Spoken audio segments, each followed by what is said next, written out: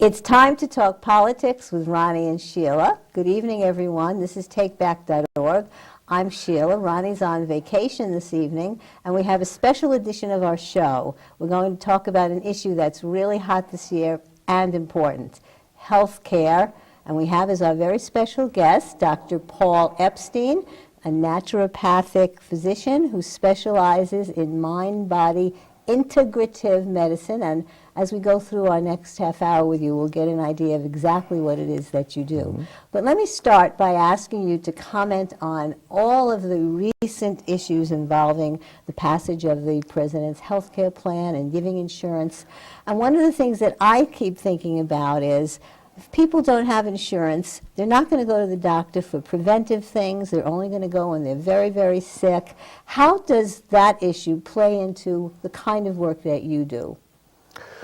Well, from the perspective of being a physician who people come to ill and in pain and under stress and looking for answers and looking for treatments to get well, the old phrase, an ounce of prevention is worth a pound of cure.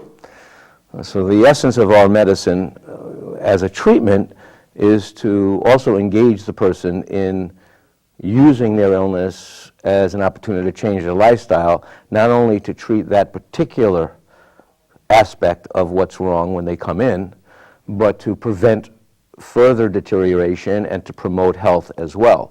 So in our work, we find that most of the diseases of civilization in our country anyway, the leading causes of death, from heart disease to cancer to diabetes, all have lifestyle components. Whatever the treatment may be at the point of contact with the healthcare system, and that could be drugs, and it could be surgery, and conventional medicine, and complementary medicine, and integrative medicine, and natural medicine, etc.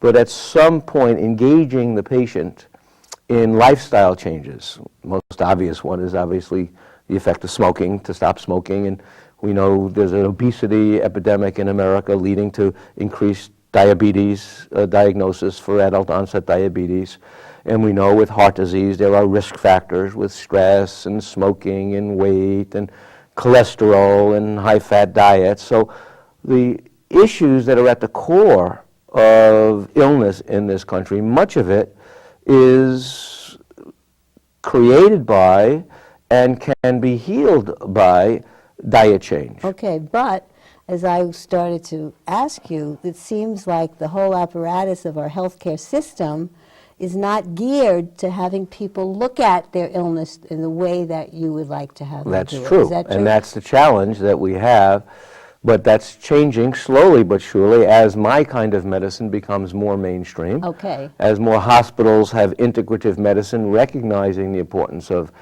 integrating natural therapies and lifestyle change and stress management, because when we look for illness and the treatment and the healing of symptoms and disease from a naturopathic perspective, independent of the therapeutics that we might use and the methods we use, the philosophy is a very simple one: treat the underlying cause. How did you get sick? What's causing this, and can we remove that?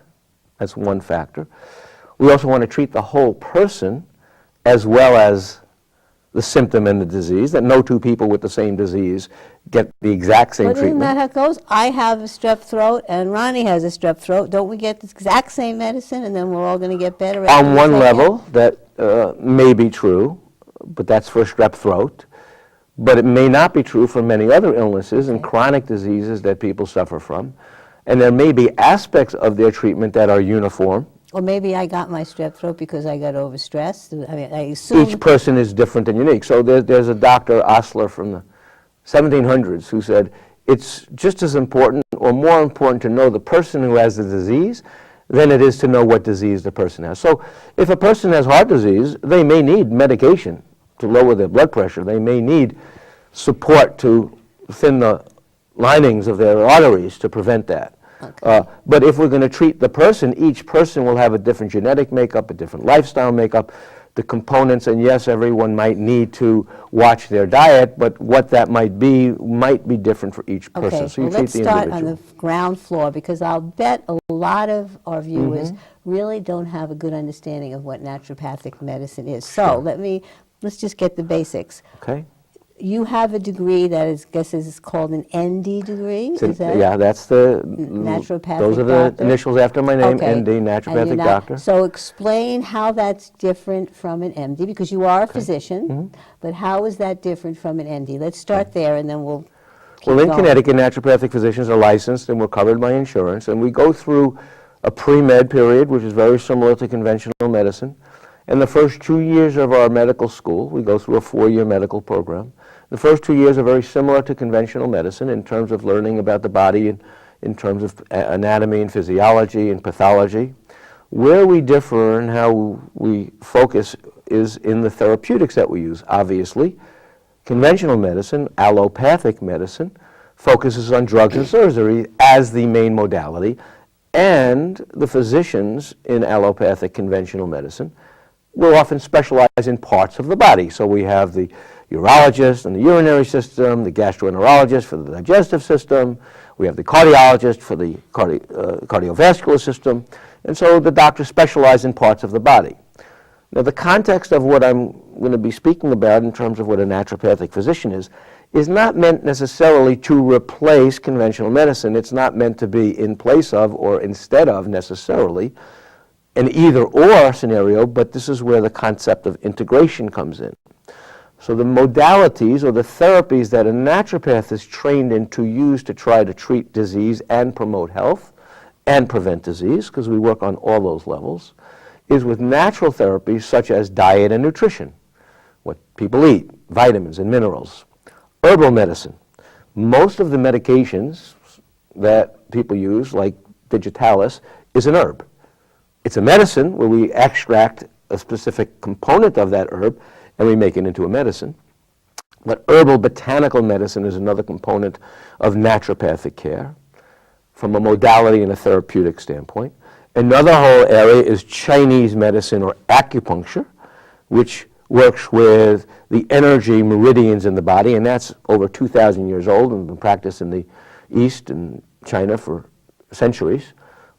In fact, in hospitals in China, they do anesthesia with ear acupuncture where there's no medication, there's no anesthesia other than the needles in the ear of the Now, patient. can you can prescribe medication, though? Let me just finish the modalities, and another important component of that is homeopathic medicine, which is, again, it's another way of working with the mind-body to promote health and healing.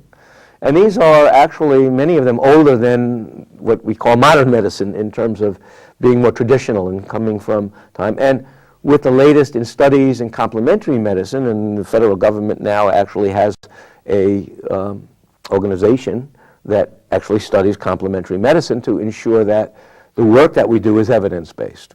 The final area is the area of stress and counseling and mind-body medicine, which is my area of specialty. When the American Academy of Family Physicians does a study and says that 80% of the visit to the family doctor, whether it's for a headache or a stomachache or a cold, however we might treat it, they're coming for a stress-related complaint. That stress in our lives is at the underlying core of that particular symptom to the family doctor. When the family doctor isn't able to treat it, or it's even more severe than what might be necessarily appropriate for the family doctor, and we go to the specialist at the hospital, we need more intense treatments for sure, and we need the specialists and the naturopath and the stress and the counseling. But that stress component might still be an important factor, and lifestyle is an important factor, maybe not immediately at that end stage disease, but in the promotion of health and the prevention of it happening further. Well, let me ask you one more question. Hold on. Let me ask you, what is it about this naturopathic medicine, mind-body, that appealed to you? After it all, you probably went to medical school about how many years ago? 30. Yeah, okay. And at that point, I've been practicing for 28 years, 28 actually. years. So at that point, I would gather that the community of medicine wasn't as welcoming. Not as receptive as they are now. Not as receptive as they may be now. So what was it in your experiences that made you decide to become a naturopathic physician rather than going into the more conventional medicine? Well, at some point I had to, as I was going through pre-med, I had to make that decision. I went, considered conventional medical school, but the philosophical difference in terms of approach, early in my career I had also studied Montessori education, and I had seen this phrase once which said something like, give a person a fish, feed them for a day. Teach a person to fish, feed them for a lifetime. So my own personal focus, both as a naturopath and as a different kind of naturopath specializing in mind-body medicine and stress and helping people do what we'll talk about as well, self-healing, to engage people to change. You want people to feel responsible for their own I want to engage them in that process. That was part of it, because what influenced me actually, in 1976, the Carter administration, with Joseph Califano, head of the HEW, commissioned a report called Healthy People, Disease Prevention and Health Promotion. And I think I can remember the quote exactly. And it's always inspired me as a doctor. You, the individual, can do more for your own health than any doctor, any drug, any exotic medical device. Now for myself, I've had knee surgery, I've had wrist surgery. If I get sick and have an infection, I'll take an antibiotic. I'm not against doctors, I'm not against drugs, I'm not against conventional medicine at all. What I am for is looking deeper and trying to have an underlying cause and a promotion of health be at the core of a healthcare system, not treating them at the point of only doing the symptom. So if you want to think about the process of how our healthcare system might benefit, just imagine if I see a patient every 3 weeks for a year to help them change their diet, lose weight, deal with stress, take some supplements. Dean Ornish wrote a book called Reversing Heart Disease Without Drugs and Surgery. Now I might see them 10 times in a year. I'm not their cure and I'm not their healer. I'm teaching them, guiding them, prescribing for them an approach for them to engage in. At the same time, they might be under the care of their cardiologist, being monitored. They might even need to be on medication to keep their blood pressure under control to prevent a stroke. They may be monitored because their arteries are clogged, and if it doesn't thin out, and if their cholesterol doesn't come down, and their blood pressure doesn't stabilize, they might need to do bypass surgery. Now I don't know the exact numbers, but bypass surgery costs a lot of money. And whatever it might cost to, whether you call it prevention, it's not prevention, it's treatment. You help that person deal with their stress, you help them lose that weight, you help them lower their cholesterol. Dean Ornish wrote a book, Reversing Heart Disease Without Drugs and Surgery. Now, if we could engage people in that, and in a culture, in a country with an epidemic of diabetes, which leads to heart disease and other complications from that, which comes from poor diet, from sugar, from too much fat, etc. So the preventive quality is actually treatment. These are actually treatments for disease. Now, again, I'm not an administrator, and I don't run a health insurance company. I'm a doctor who and teacher who sits with people who come, and they often have many other physicians, right, and they're on the many medications, and I try to engage them in their healing. It seems to me that the point you're making is very well taken. Just like in the Montessori experience, the good thing about that kind of educational system is that the students learn that they're responsible for their Right. own education. They learn to take in the world around Right. them and learn from Right. it. The teacher is a guide. The Yes. teacher, but people, Learning is natural. right? If you want a child to learn, assuming they don't have a disability or whatever, if you want a child to learn, you create an environment for learning. But in our Healing is the same thing. But in our